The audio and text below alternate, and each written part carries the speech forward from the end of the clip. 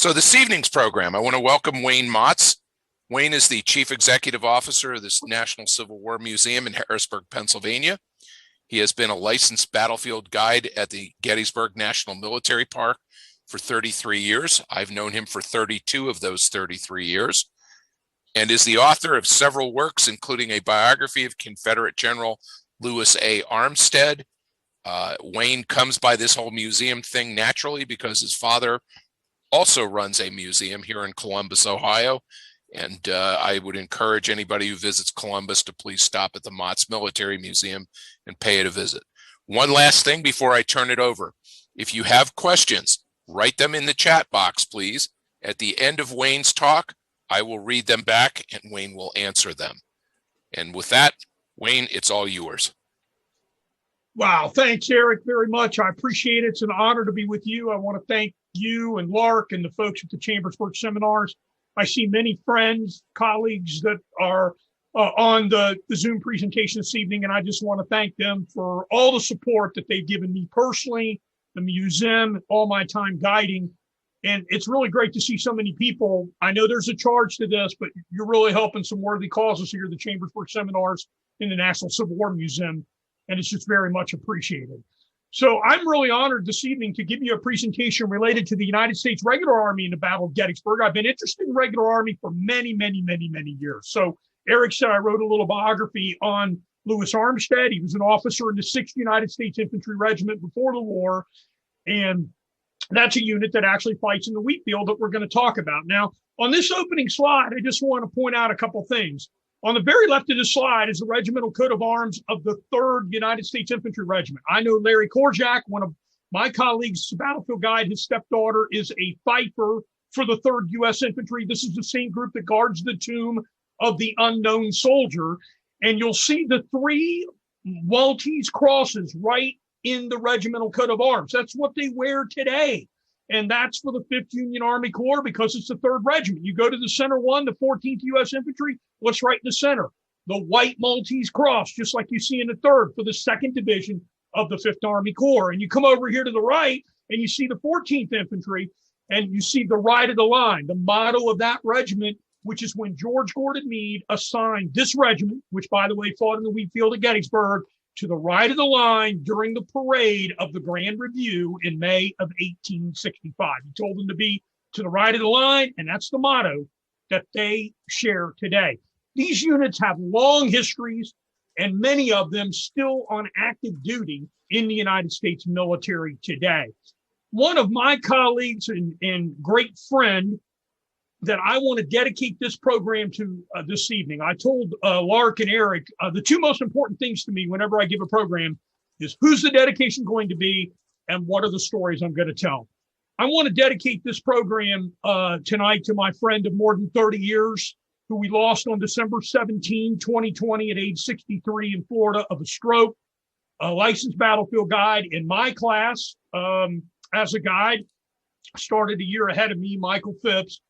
Mike was a tremendous resource for the U.S. Regular Army. I don't think I ever knew 3 people that knew as much about the Regular Army as he did prior to the Civil War and after the Civil War. He served 3 tours in Iraq. He was critically wounded there, and he served in 3 units. All 3 of them were in the Battle of Gettysburg. The 5th United States Cavalry Regiment down by South Cavalry Field, the 3rd United States Infantry Regiment, where he was the officer in charge of the Tomb Guard, and also the 17th Infantry Regiment, which is still on active duty today. They're called the Buffaloes.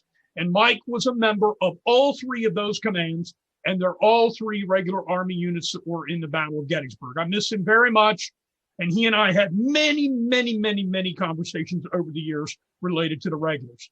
In addition to Mike, for me dedicating this program, I had a regular Army officer in my family tree. Another reason why I'm interested. This is Wayne's regular Army officer relative in the Civil War, a cousin of mine, Charles C. Ron, born in Harrisburg, Pennsylvania.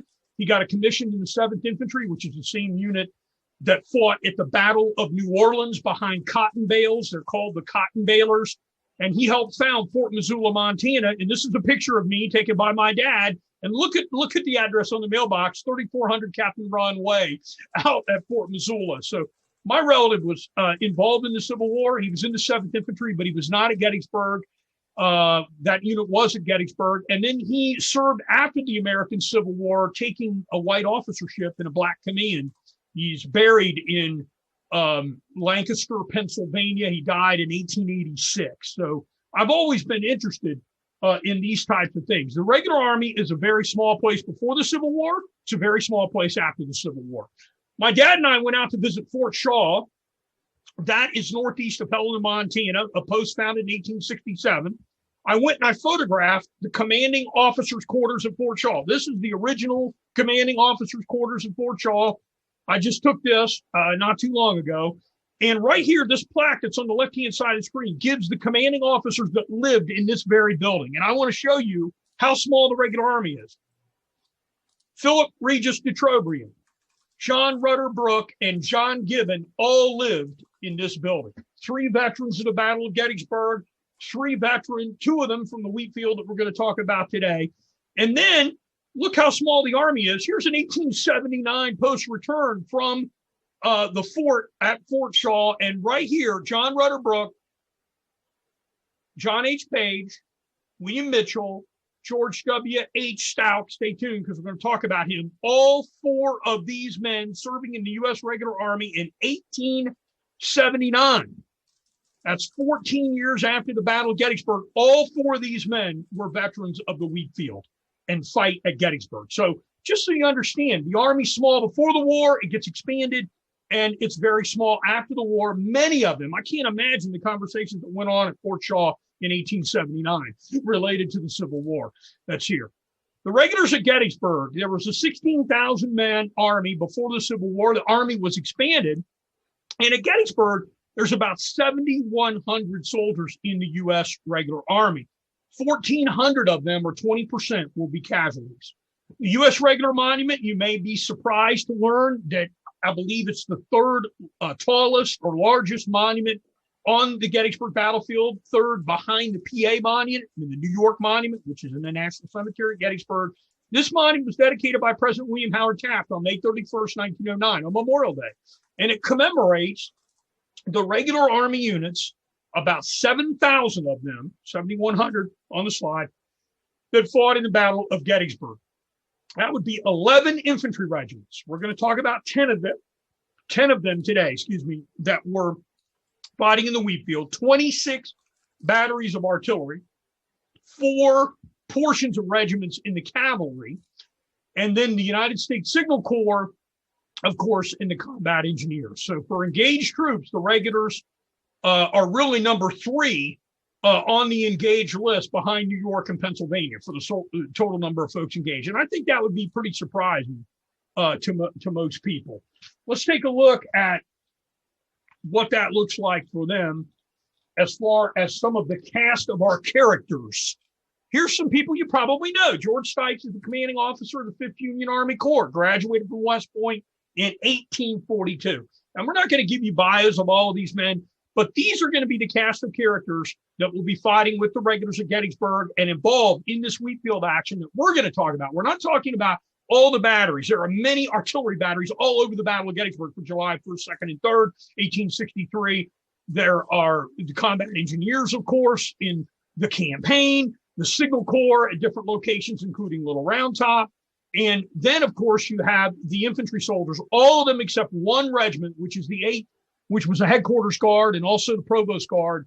The 8th Infantry Regiment, not involved in the fight of the Wheatfield for the 11 regiments, but 10 we're going to talk about today are Sykes is the commander of the 5th Corps when Meade assumes command of the Army of the Potomac, and the commander of the 2nd Division, 5th Army Corps, Romaine Ayres, an 1847 graduate of the United States Military Academy. Sykes died on active duty in 1880.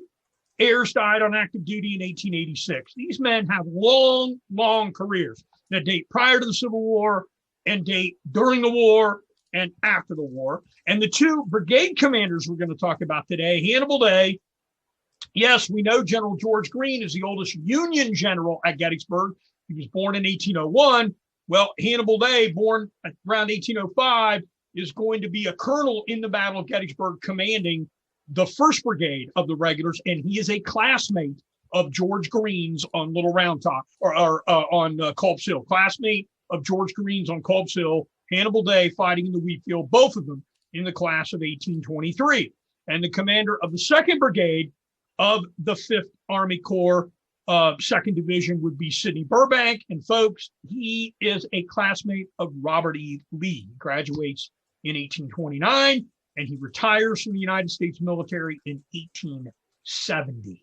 So just think of the long, long careers that these troops and commanders have. Some of them long, long time. So here's the brigade. These are the units we're going to talk about in the fighting. And I put this slide up just to give you some of their strengths and some of their losses. So first of all, Ayers' division contains 3 brigades. The 2 we're going to be talking about are the 2 that fight in the Wheatfield area and in the Valley of the Death. We're not going to discuss Stephen Weed's brigade, which fights on Little Round Top. So the 3 brigades, the total is 4,020 people. These are Busey and Martin's numbers, and we'll give you a little story about that here in a second. And then the 2 brigades with these 10 regiments, their numbers are going to be about 2,500 men. You see, the 1st Brigade had about 1,550 men, 2nd Brigade, 954 men. And you can look at the losses. Come up here and look at the losses. 24.5%, down here at 46.9%.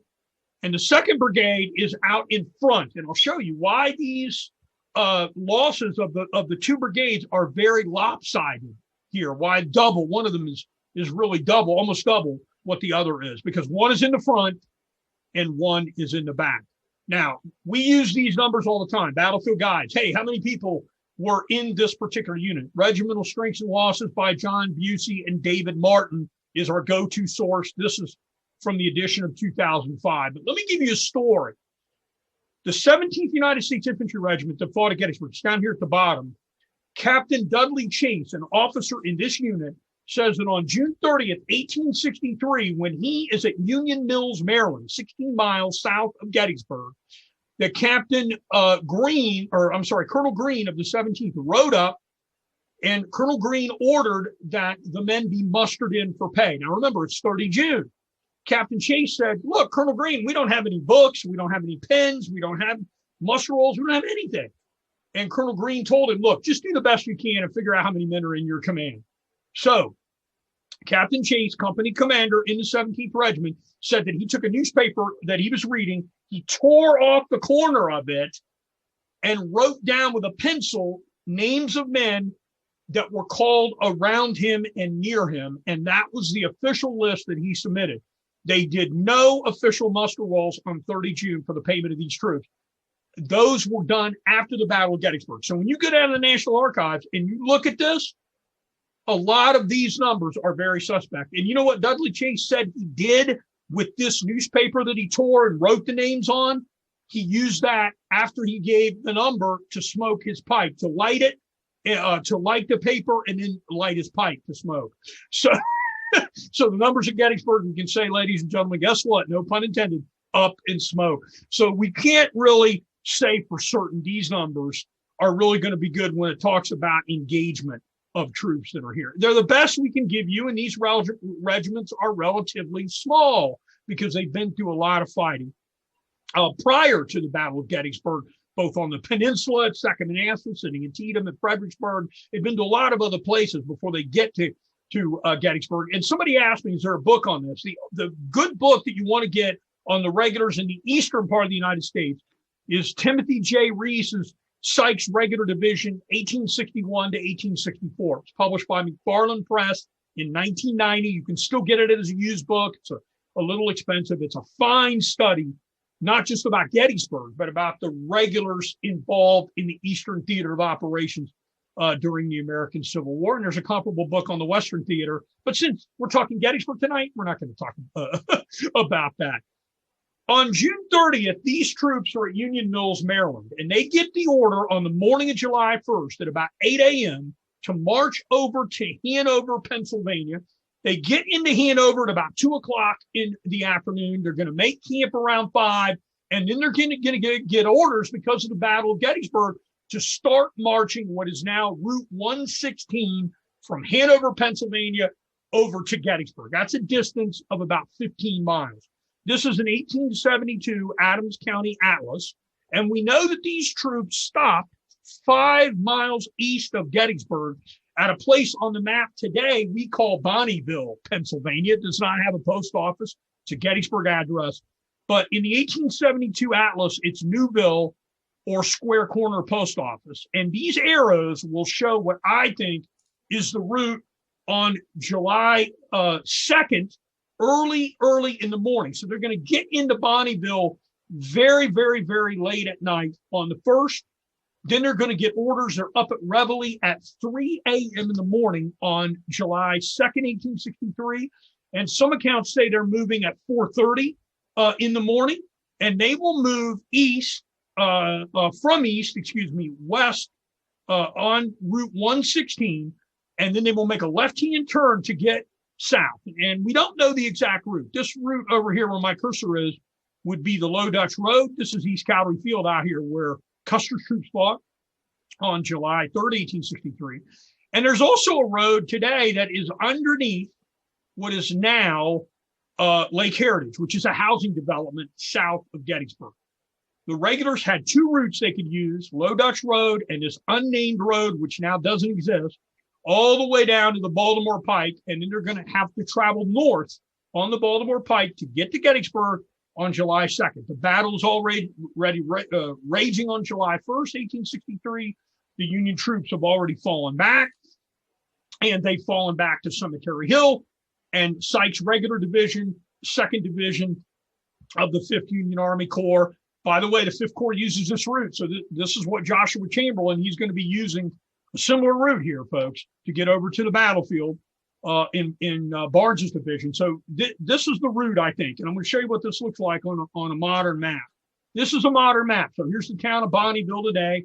Here's Route 116.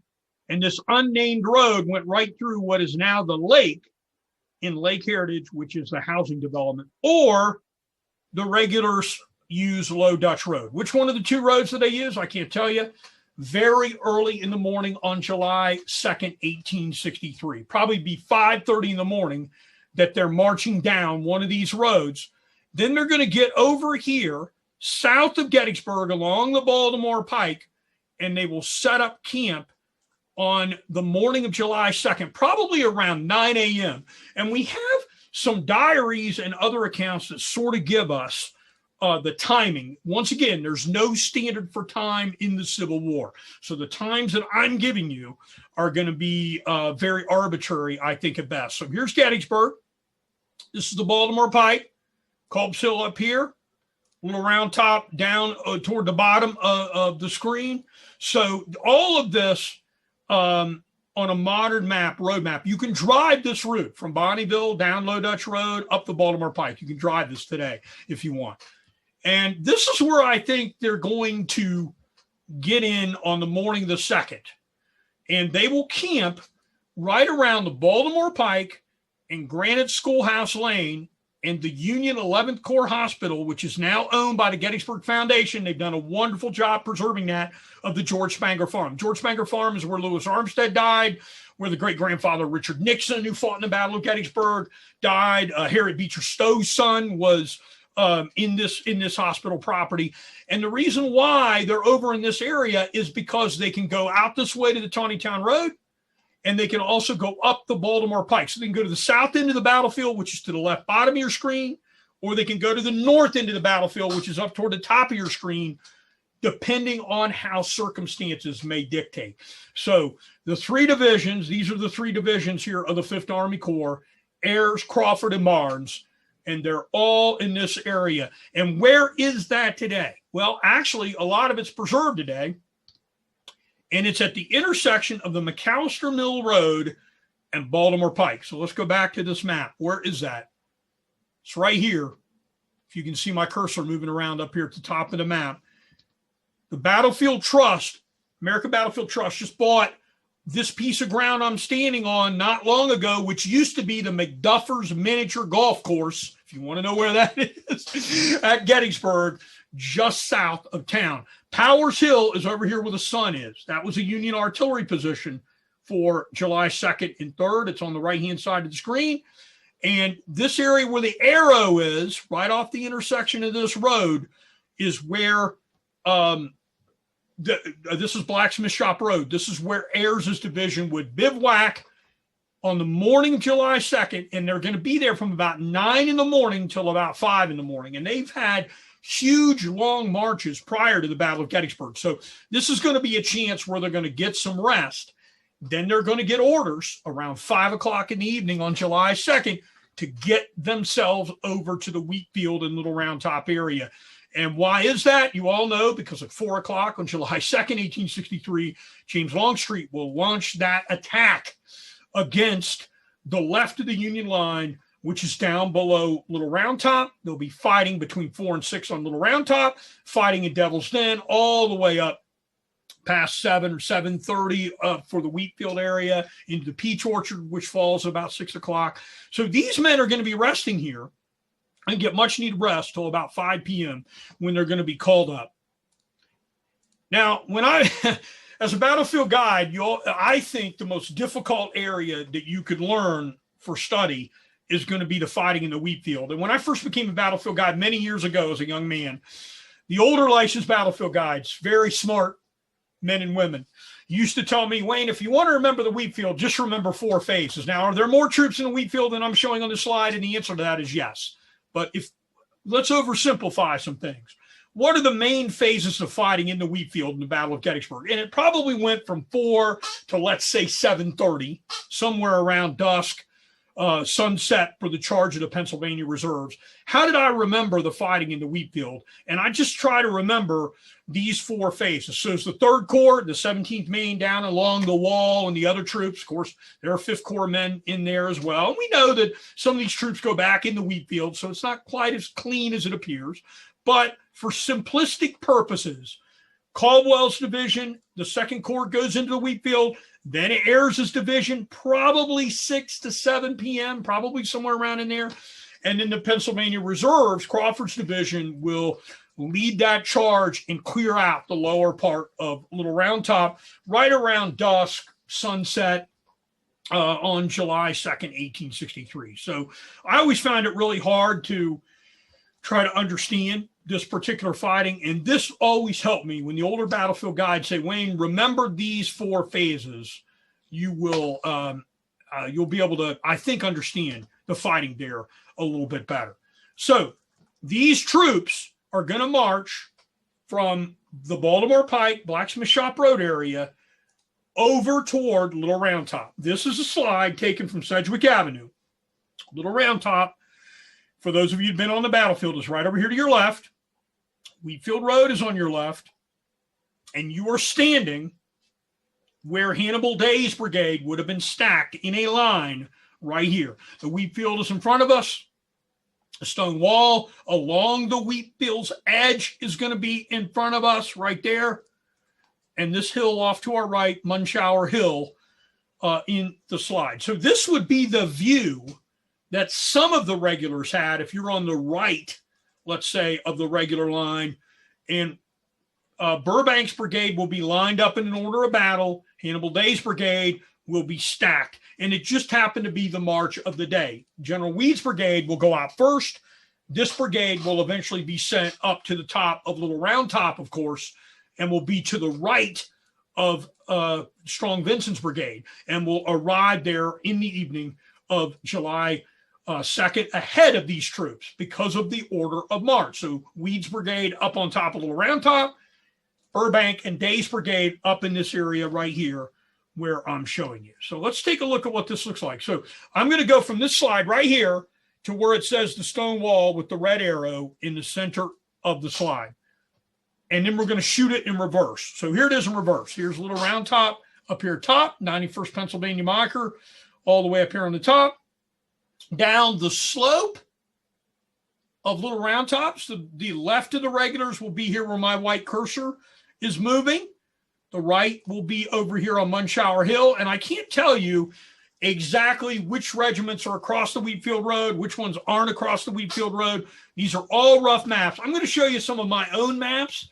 Some of these parallel very closely the maps used by Timothy Reese. I think he's done an excellent job trying to locate where these soldiers are, so the base of some of these maps. And then the red arrow is where we were just standing. I'll come back here to this slide right here. So I would say it's around 6 o'clock or so. The regulars are up here, looking across here. Then they move into right up against where this stone wall is located. And this is going to be the area, ladies and gentlemen, where the regulars will be lined in an order line of battle. They'll be stacked up here. And then in front of them will be the division of John Curtis Caldwell of the 2nd Union Army Corps. Remember, Zook's Brigade, Brooks Brigade, Edward Cross, all of these, Patrick Kelly, the Irish Brigade, they're all going to go through the Wheatfield, and the regulars are going to actually watch that occur. So let's go to, here's the stone wall, here's the monuments in the Wheatfield to the 2nd Corps. Right now, you can see them. And this is what I think it probably actually looked like for the troops being on top of this hill. So the 17th U.S. will be on the left. It's going to hook up with the right flank of General Weed's brigade that's up on top of this hill. So it's going to be up somewhere near to the right of the 155th Pennsylvania Infantry Regiment. There's going to be a battery of Ohio Artillery, Frank Gibbs, Battery L, 1st Ohio Light Artillery, which is also going to be on this hill. The 2 artillery units, which would be Hazlitt's Battery under Rittinghouse after Hazlitt is mortally wounded, and then Gibbs's battery. These are the 2 that are going to be up on top of Little Round Top for July 2nd. And Day's brigade is going to be stacked in a line. They're not deployed in a line of battle. And somewhere, I still think it's around 6:30. Nobody knows for certain. They're going to move forward, charge across this marshy ground, which is Plum Run. And the front line will be lined up right along the stone wall, which is visible today, there at Gettysburg at the Wheatfield for everybody who's been here. So Little Round Top down here to the center of the slide, the Wheatfield right here in front of the troops. And this would be the Wheatfield Road where my cursor is pointing for July 2nd, 1863. So the troops will get up to this part of the battlefield. 2nd Corps troops will start moving out of the Wheatfield. And the next thing you know, these men have to charge into the field. So this is what it looks like. A portion of the regulars are not in the Wheatfield proper. They're actually in Rose's Woods near where Devil's Den is located. And then Day's brigade is still going to be sort of lined up but stacked. And some of them will come from lying down to standing up and moving forward. And then this is what the ground looks like today. So let me show you where this is. Down here where it says 14th Infantry, 17th Infantry, this low ground right in here where my cursor is, this is what it looks like here today. 99th Pennsylvania Memorial, Houck's Ridge, Rose's Woods, monument to the 14th United States Infantry Regiment right here on the right. So when these troops move out into the woods, say 6:30 in the evening or so on July 2nd, 1863, what's happening? Up here on the left where these arrows are, the Confederates have taken Devil's Den. Who's done that? I got a good friend on the call, 1st Texas of the Texas Brigade, 3rd Arkansas, and we'll put the Georgians in there, even though my friend who's a Texan would probably say, what little do they have to do with it here? You've got Anderson's brigade of Georgians, Sims's brigade that will later come in. You'll have Kershaw's brigade and Wofford's brigade that will be involved in this Wheatfield fight and near the areas of Devil's Den against these 2 little small brigades of regulars after the 2nd Corps units move out for July 2nd, 1863. Now, before we go to that slide, these troops are probably in action 30 minutes, maybe a little longer, but they're not in action very long. And Romaine Ayres is in the Wheatfield area right off to the right of the slide. And he basically is standing there or actually on horseback with General Caldwell. And those 2 men are trying to figure out what to do when the Confederates start marching down the Wheatfield Road. So you've got to understand the 2nd Corps troops are moving out. The U.S. regulars have moved in. And the Confederates are pressing this on all fronts. You've got a portion on the left of this from the Texans and Georgians. You've got Sims's brigade of Georgians. You got Kershaw's brigade and you got Wofford's brigade, all of them involved at crushing the Union line that is in the Wheatfield and driving the regulars out of this area. You get trapped down in this low piece of ground down here where the 17th U.S. Infantry is. That's where this is. This is called the Gully. You're going to be shot at from up here on the left of your slide, from the front at Rose's Woods, and off over here to the right by the troops of Sims, Kershaw, and then coming behind you, the units of William T. Wofford's brigade, all in the evening of the second day of the battle. I would say somewhere between 6:30, 7:30 on July 2nd, 1863. Now, there's 2,500 regulars, 2,500 of them fighting on this part of the battlefield. And their casualties, depending on what brigade you're dealing with here, we talked about a little earlier, 40-some% if you're in the front line, which is Burbank's brigade, 20-some% if you're in the rear line, depending on what regiment you're in. But you're not in action that long, maybe a half an hour at most. And these poor men get shot to pieces from all this crossfire, and they've got to retreat. There's 2,500 stories we could tell here, ladies and gentlemen, related to the regulars in the Battle of Gettysburg, related to this fight on July 2nd, 1863. It's a quick action. Regulars come in, Second Corps goes out, combined brigades of the Confederates drive everybody out of here. And I'm going to pick out 3 stories. 2 of these men are enlisted men I'm going to tell you about. 2 of them are enlisted men. One of them is an officer involved in this fight. There are at least 250 officers at Gettysburg assigned to regular commands. These are not volunteers like John Reynolds. John Reynolds is a major general of the volunteers killed in the Battle of Gettysburg. But did you know that he had been the lieutenant colonel of the 14th Infantry Regiment in May of 1861? And then he's made the colonel of the 5th United States Infantry Regiment. Many of these volunteer officers continue to hold a linear rank in the United States regulars. So when Reynolds dies at Gettysburg, he is a colonel of the 5th United States Infantry Regiment, and he is carried on the rolls as that, because when the war is over, you're going to lose whatever volunteer rank you have and revert back to your regular Army rank. That is why Custer is a lieutenant colonel in the Battle of Little Bighorn on June 25th, 1876. He reverts back, I think, to be a captain. Then he gets made lieutenant colonel of the 17th U.S. Cavalry Regiment in 1866. So I'm just going to give you a couple stories about some of these men, and they are fascinating. This is one of the officers in the Wheatfield fight in Day's brigade, stacked up, getting shot at, and he's not able to really engage down in this low area of ground between Little Round Top and up at Houck's Ridge. John Joseph Coppinger, and I want to thank my co-worker at the National Civil War Museum, Jess. She is on this Zoom call. She has forgotten more about these Irish soldiers in the Civil War and the post-war than I know, and she's provided me with a lot of this nice information on Coppinger. She's done a lot of work on that, and I want to thank Jess for that. Coppinger was born on October 11th, 1834, and he has a terrific military record. So he's 28 years old during the Battle of Gettysburg.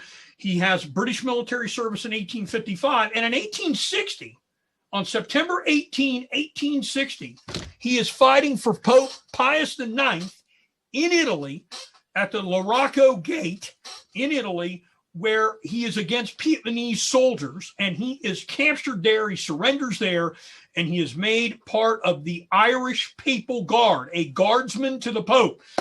There are 2 papal guardsmen that fought in the Battle of Gettysburg that I know of. Miles Keogh, who's an aide to John Buford, who dies at the Battle of Little Bighorn on June 25th, 1876, and John Joseph Coppinger, the captain, commanding officer, Company F, 1st Battalion of the 14th United States Infantry Regiment, losing 25% of their men in the Wheatfield. Coppinger gets a captain's commission. He goes directly from being a captain at the Papal Guard. He wants equal rank in the U.S. Army, and he gets it, ladies and gentlemen, through the intercession of the Archbishop of New York of the Catholic Church. He later goes on the staff of General Alfred Torbert. He stays in the service. Wayne Motts' cardinal rule. Some of you have always heard me say this on the call, always marry up. And he marries Alice Stanwood Blaine. And Blaine was the Secretary of State and also United States Senator. He was with James Garfield the day that James Garfield was shot in 1881. He was walking next to him when President Garfield was assassinated. So John Joseph Coppinger, he really marries up, very prominent family, stays in the regular army, becomes a general in the Spanish-American War, and he dies November 4, 1909. November 4, 1909. This is a man that has been in the United States service many, many years. This is a great picture of him that was taken out of the staff of Alfred Torbert. I'll show you the bigger, larger picture here in a few minutes. But this is where the 14th U.S. is, just to give you some idea. Stacked up, Coppinger's command is right here. Here's the tablet to the 14th U.S. Infantry, commanded by Grotius Giddings. So he's the son of a very prominent representative from Ohio.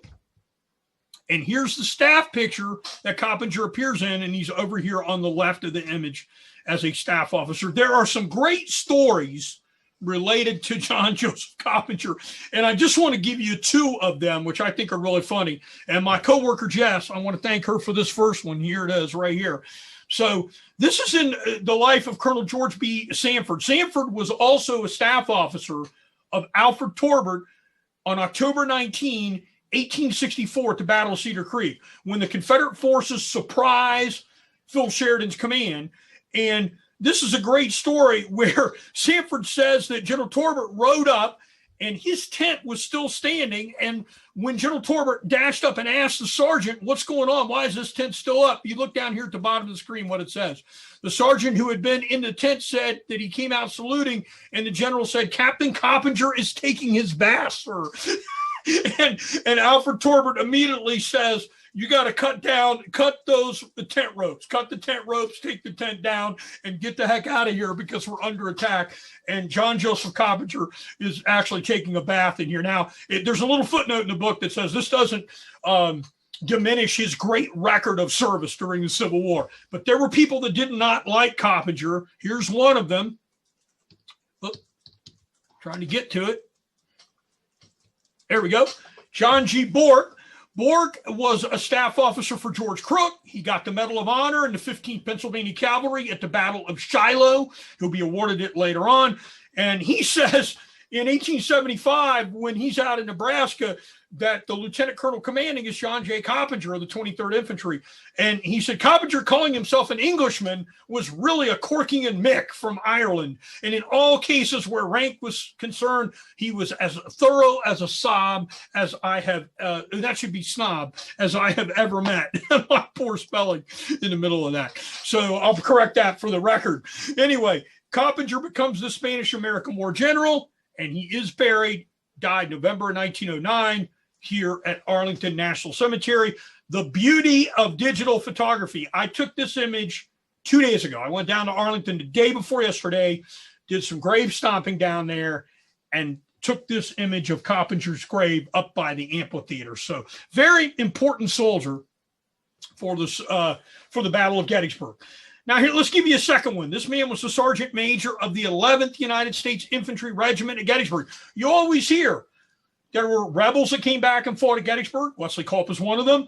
There was a group of Company K of the 1st Pennsylvania Reserves that fought at Gettysburg under Captain Minnick, the boys who fought at home. There's a monument to them in the square at Gettysburg.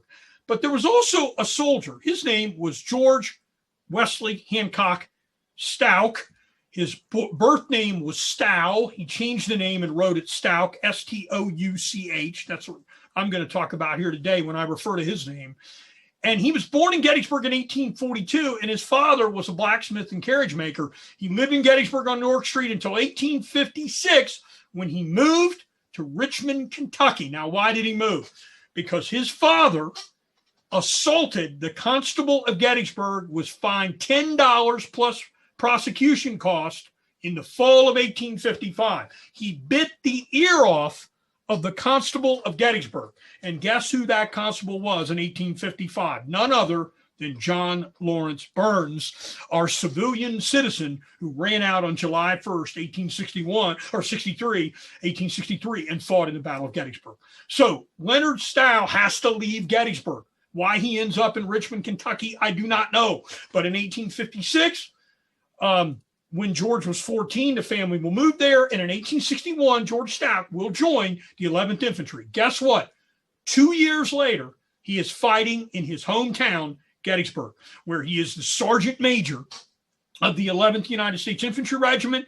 He is wounded very severely in the left wrist in action fighting in Rose's Woods. And he comes off of Regular Hill down into the Valley of Death, where he is captured, according to his own recollections, by the men of Cobb's Legion. Now, how they got that far south, don't ask me. That's Wofford's Brigade in the Valley of the Death. But he claims he was captured by members of Cobb's Legion, and he will hide behind a rock. He will survive the Battle of Gettysburg, marry a woman from York. He will commission the 3rd Infantry. You saw where he is in 1879 at Fort Shaw. And he will stay in the regular army in 1898, and then he will become an Indian agent. He will die in 1906. 23 years to the day that he was wounded at Gettysburg, July 2nd, 1886. He'll come back to Gettysburg to visit where he was wounded. Now, here's the tablet to the 11th U.S. Infantry Regiment. Here is the 6th New Jersey in the Valley of Death. Here's Little Round Top. Over this hill to the left of the slide is going to be where he's going to seek shelter at a large rock. Here's the 11th U.S., so he's fighting inside Rose's Woods. Evening of July 2nd, in 1863, he's badly wounded. With others, he's going to hide behind this rock. He comes back July 2nd, 1886, and William Tipton will capture this image. A relative of George W.H. Stout came to the Gettysburg National Military Park several years ago and gave them a copy of this image. This is George Stout right here on the left. This is his son, George. This is his daughter, Florence, and his wife, Anna, taking William Tipton image 23 years to the day that he was wounded in the Battle of Gettysburg. And guess what? He'll actually write on the back of the image, and I got the relative who gave this image to the National Park at Gettysburg to give me a copy of the back of the image so we can see what the back of it looks like. And here is the rock today. This is what it looks like. We'll show you a copy of the back of the image in a minute. But look down here. How do we know this is the same rock? Look at the cracks on this rock right here. 1, 2, 3. Everybody see those? Looks like an F and a couple trailers there. All right, let's go back to this image. Look here. Right here it is.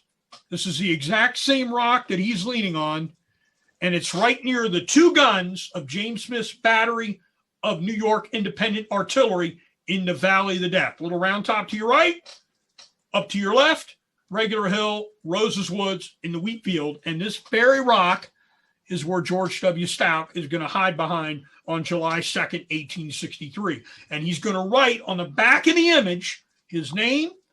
He's going to write the date. He's going to write who's with him. And he's going to write the whole story here about the men that are with him behind this rock.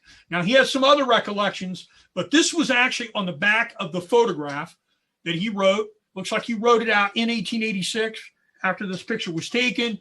And this was given to me courtesy of James Beebe, who is a relative of George W. H. Stout. Stout will stay in the regular army, as I mentioned, retire in 1898, become an Indian agent, and he will be buried in Arlington National Cemetery. This is him in later years. GAR medal, 5th Union Army Corps medal here in the center for the reunion group of the 5th Union Army Corps, and the one on the far left over here, the Military Order of the Loyal Legion of the United States. You've got to be an officer to be in MOLLIS, the Military Order of the Loyal Legion of the United States. That is for officers in the Union Army in the Civil War as their reunion group. And this is him later in life. And this is his stone at Arlington National Cemetery. He's buried in Section 3, Arlington National Cemetery, right next to Jonathan Letterman, right next to William Stark Rosecrans, right across the road from Dan Sickles, right near George Pickett's son, right near Nelson Miles. A lot of famous people buried all around him if you get to that point to go there. But here's a man who was born in Gettysburg in 1842, and in 1861, having moved already to Kentucky, come back to Gettysburg, fights and is wounded, comes to Gettysburg 23 years later and takes a picture of himself and his family at the Rock where he was wounded, surviving that battle, marrying this woman from York, and staying in the regular army. And last but not least, we're going to give you this one. This is a outstanding picture from New York State Military Museum up at Saratoga Springs, New York, of Tracy Alden Kellogg. And Kellogg was a member of Company A, 1st Battalion, 14th U.S. It's the same regiment that Coppinger is a member of, different company. Taken in Cooperstown, New York. That's where this soldier was from. He enlisted in March of 1862. So I think this image comes right when he gets his enlistment. He is badly wounded on July 2nd, 1863, down in that bottom area where Coppinger is. And he will have his left leg amputated at the Jane Clapsaddle Farm. That is the 2nd Division of the 5th Army Corps Hospital. He will die of gangrene on the 24th of July, 1863. And he is not buried in a national cemetery, and I cannot find his body. His mother will get a pension for his service for $12 a month, and we'll talk a little bit about that in a minute. It's one of the ways we get to do research. It might surprise everybody on the call to know there's no such thing as a compiled military service record for the United States regulars. The volunteers have records that were compiled after the Civil War by the Adjutant General's office. They went through the muster rolls, they made cards, and they compiled military service records. The United States regulars have no compiled military service record. So there's a lot of work in trying to research them unless they've got a pension to help you out. So let me show you where the Jane Clapsaddle Farm is located. 2nd Division, 5th Army Corps Hospital. Here's the Baltimore Pike. This is the 1863 Atlas, OR official record Atlas. Here's Culp's Hill. Here's the Baltimore Pike. Here's White Run. This is White Church Road right here. There's a little church here today, White Church Road. And the Jane Clapsaddle Farm, widow of Jesse Clapsaddle, is right here near Lucy, what they call, I think it's Lucy Run is what they call this today. And this is where, here's a close-up of it. This is where Tracy Alden Kellogg actually dies on the 24th of July, 1863. His pension record for anybody doing research, got a lot of friends on this call. When you're doing research, a lot of times if you look at mothers' pensions, mothers had to prove their sons were supporting them. You can actually get letters in a mother's pension. The pension record for Tracy Alden Kellogg, mortally wounded in the Battle of Gettysburg, July 2nd in the Wheatfield, in the 14th Infantry Regiment. When he enlisted in service, he's about 19 years old. We don't know his exact birth date, so he's about 19 or 20 at Gettysburg. And his pension record from his mother, Amanda, has these original Civil War letters in there. And I tell you, they are unbelievable. They've never been published. And I'm just going to show you all on this call one of them. The reason why they're being sent is he describes money that's being sent by him to his mother and father, and their post office is Cooperstown in Otsego County, New York. This is June 13, 1862, and this is an original letter from the pension record. There are more than one, and the last one I think is May of 1863 of his. But I love some of this, and I just wanted to put one of the tidbits of information that you can get when you do research, like on the regulars, and here it is. This is a letter dated June 13, 1862. This is the 2nd and 3rd page of the letter, and he says when they went through Philadelphia, so they're going from New York to Philadelphia, then they have to go to Baltimore, the people cheered them in the streets, and I gave several nice girls a kiss. You ought to have seen the rest of the girls laugh. I should not like to have so many grab me again as they did that day. When have you ever heard a 19-year-old man say that he did not want to have many girls grab him? When have you ever heard? So he must have been mobbed when he got to Philadelphia by these girls. And he says that the lieutenant said to them that they should kiss them all, for it may be the last time we may have a chance for a kiss again. So he's basically saying, the lieutenant told him, you better take this this opportunity while you can, because you may never get to kiss another girl again. And that is the case for this soldier, Tracy Kellogg, who dies of gangrene from an amputation of his left leg at the Jane Clapsaddle Farm on July 24th, 1863. Romaine Ayres was asked once, I had a division of regulars. I buried half of them in Gettysburg and the other half of the Wilderness, and there's no regulars left. An unknown soldier in the 155th Pennsylvania, that is a unit in Weed's brigade. Remember, that is a volunteer brigade next to the two brigades of the regulars. And one of the men in the 155th Pennsylvania said, for 2 years, the U.S. regulars taught us how to be soldiers. And in the Wheatfield at Gettysburg, they taught us how to die like soldiers. Ladies and gentlemen, these units are defending our freedoms, many of them still today, all over the world. They did it in the Mexican War at Chapultepec Castle. They did it at the Wheatfield at Gettysburg. They did it in World War II. They did it in Korea. They did it in the jungles of Vietnam. They did it in Afghanistan. And they did it in Iraq. And they're doing it today. So a tribute to the United States regulars that not only fought at Gettysburg, but defend our freedoms every single day. Such a precious thing we have, thanks to the paid prices of people like Tracy Kellogg, like Sergeant Major Stout, and like John J. Cobbinger.